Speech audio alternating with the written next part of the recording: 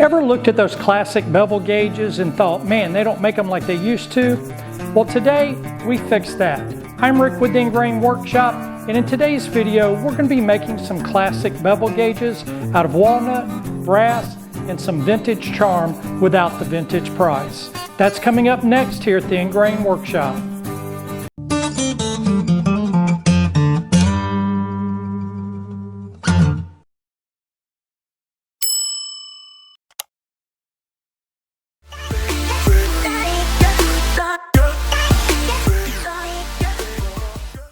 I'm starting with a piece of black walnut that I'll mill down into blanks for 3 bevel gauges. First up, I need to flatten one face. Now, I don't have a joiner, but I do have a trusty planing jig that gets the job done just fine. As you can see, the board has some sapwood and a bit of wobble in one corner. To fix that, I'll shim up the low spot using my jig until it sits steady. Once it's stable, I'll secure the shim and the walnut to the jig with a hot glue gun. With everything locked in place, it's ready to run through the thickness planer. With one face flattened, I'll use a chisel to carefully pop it off the planing jig. Then I'll flip it over and set the flat side down and run the other face through the planer. Now that both faces are nice and coplanar, it's time to head over to the table saw and straighten up those 2 edges. Did I mention I don't have a joiner? That's a subtle hint for the supervisor, especially with Father's Day right around the corner. Normally I'd use my jig on the table saw to get a straight edge, but since this piece is on the shorter side, I'm going with a different trick, my 24-inch level. I'll let the level right along the table saw fence. That'll give me a nice straight reference to cut the first clean edge on the walnut blank. Once that edge is straight, I just flip the piece around, put the clean edge against the fence, and cut the opposite side. Now I've got 2 straight edges, no joiner required. Over at the planer, I brought the blank down to 1 inch thick. That'll be the final width of all 3 bevel gauges. Now at the table saw, I'll cut the blank into 3 pieces, each one 5/8 of an inch thick. Using my crosscut sled, I'll square up one end of each blank, then cut the other end to its final length. The small bevel gauge will be 6 inches long, the medium one 7.5 inches, and the large will come in at 9 inches long. You can pause the video here or take a screenshot to see the plan I'm using for the 3 bevel gauges. Now you could make your own blades, but I decided to buy mine from Taylor Tool Works. They're not a sponsor, just a good resource, and I'll leave a link to their website in the description. These blades are made from blued spring steel and cost between $3 and $4 each. At that price, I couldn't justify making them from scratch. All 3 blades are 1 inch wide and their lengths are 7 3/8, 9 and 10 3/8 inches. I'm adding a 1 inch by 1/8 inch brass insert to both ends of the walnut blanks because nothing says classy handmade tool like a little flash of brass. I'll use my square and marking knife to lay out the lines and keep everything nice and crisp. And yes, that is the same square marking knife that I made in previous videos. Back at the table saw, I'm going to cut the grooves on the ends of the walnut blanks to accept the brass inserts. I'm using my crosscut sled, but you could also use a miter gauge. With a spacer clamped to the fence, I'm able to make consistent shoulder cuts right at the 1 inch mark on each end blank. After making the initial shoulder cut, I just hogged out the rest 1 blade width at a time until I reached the end of the blank. I've got the blade height set to cut exactly 1/8 of an inch deep, just enough to match the thickness of the brass. Now sure, I could have thrown in a dado stack and knocked these out in one pass, but where's the fun in that? Plus, with just 3 blanks to do, the swap out time didn't really make sense. Now I am using a flat bottom grind saw blade here to give me a smooth flat bottom to the cuts. If you were using a regular saw blade, that's not a problem, but you would have to come back and clean it up with a chisel. Next, I'm laying out the hole location at one end of each bevel gauge. The hole is centered across the 1 inch width, but here's a pro tip. It should be 7/16 of an inch from the end of the handle. That way the blade will sit just a 1/16 of an inch proud of the end, which helps ensure the handle doesn't interfere with the accurate angle measurements. And here's another pro tip from the Learned It the Hard Way file. I drilled the hole before installing the brass inserts. That was a mistake. It's much easier and more accurate to drill the hole after the brass inserts are in place. I managed to correct it but if you're following along, save yourself the trouble and do the brass first. Now, using my calipers, I measure the brass screws. They're 1/4 inch in diameter and 1 inch long, so I'll drill a 15/64 inch hole for a snug fit. With the bit chucked up in the drill press, I go ahead and drill the holes, not realizing I'll need to re-drill them after the brass inserts go in.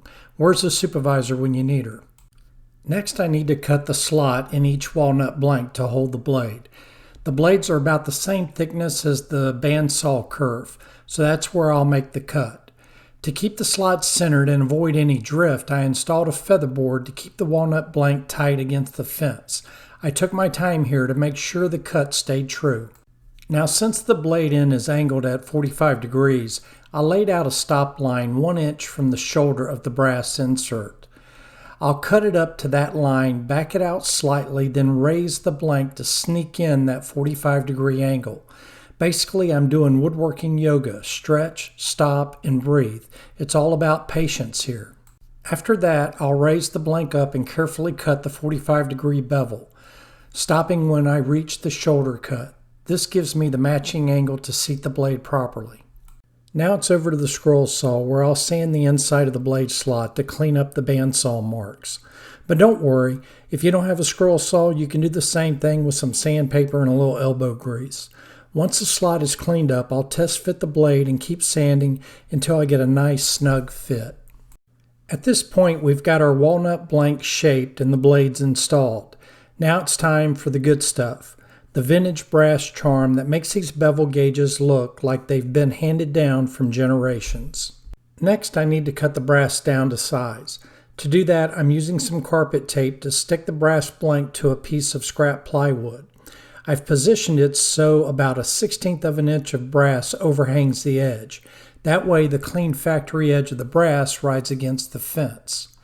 Since the brass is stamped, the edges are slightly rounded, so I'm cutting the blank slightly oversized, then trimming off the opposite edge to leave 2 clean square edges at a final width of 1 inch. With the brass trimmed to its final width, I'll head over to the miter saw.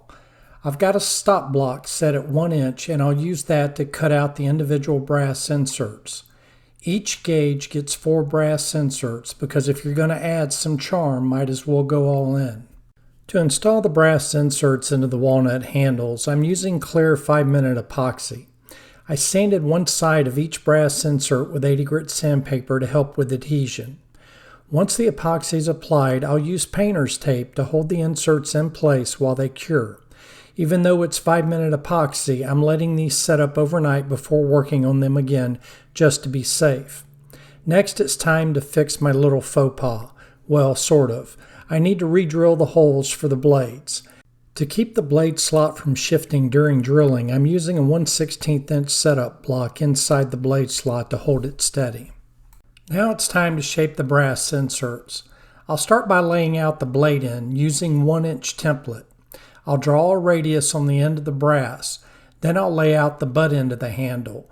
For the butt end curve, I used the base of the template holder. Could have used a paint can, could have used a coffee mug. Honestly, if it's round and it's nearby, it's fair game.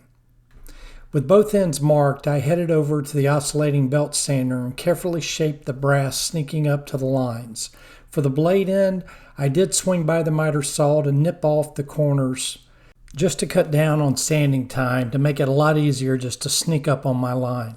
Using my Scary Sharp sanding system, basically adhesive-backed sandpaper stuck to a 1/4 inch glass pane to keep everything nice and flat, I started hand sanding through all the grits, starting at 120 and working my way up to 800. I sanded both faces, the sides, and the ends of each handle. With the sanding done, I taped off the walnut and moved over to the buffing wheel to polish all the brass. That really brings out the vintage look and makes the project shine. I mean, between the polished brass and the clean walnut, folks might start thinking you're a real craftsman, but let's not ruin the illusion.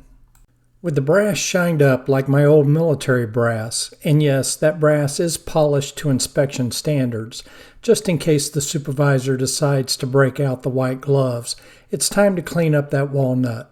I've taped off the brass, and now I'm applying 2 coats of tung oil, waiting about 12 hours between coats. After the second coat, I give it a light sanding with 4/0 steel wool before applying the final coat. Once the last coat is on and cured, I pull the tape off the brass and give the whole piece a light coat of Johnson's paste wax just to seal it in and give everything a smooth finished feel. The assembly process is pretty straightforward. I'll start by inserting the blade into the slot in the handle. The blades are designed to protrude 2.5 inches from the handle, and that'll be the same for each of the 3 bevel gauges. With the blade in place, I'll insert the 1/4 inch by 1 inch brass screw, thread on the brass knurled knob, and just like that, we've got 3 bevel gauges that look like they came out of Grandpa's toolbox, if Grandpa had a buffing wheel and a YouTube channel.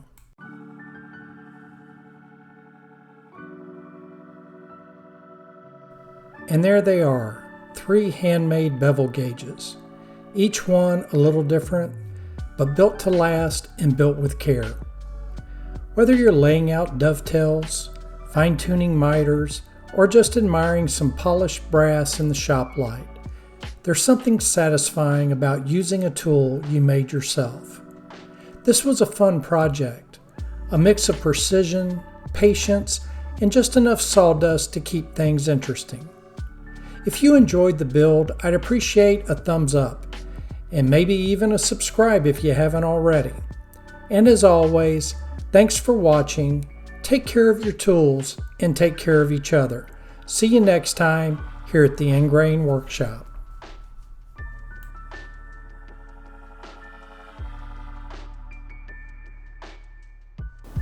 And there you have it, some classic bevel gauges that you'll be proud to pass down, or at least not get lost in the back of a drawer somewhere. Now, if you're new to the channel and you like DIY and woodworking projects, then I highly recommend that you smash that subscribe button. It's free and painless, and I'd also ask that you ring that bell icon. That way you'll be notified of all our upcoming videos. To all my existing subscribers, I really appreciate all the support you've given this channel. Now, I'll leave links in the video description below to where you can pick up all the tools and equipment that I used on this build, and that's one way you can support the channel. Another way is you can leave us a special thanks. We appreciate all the support everyone's given this channel. I'm Rick with the Ingrain Workshop. Until next time, have a wonderful day and God bless.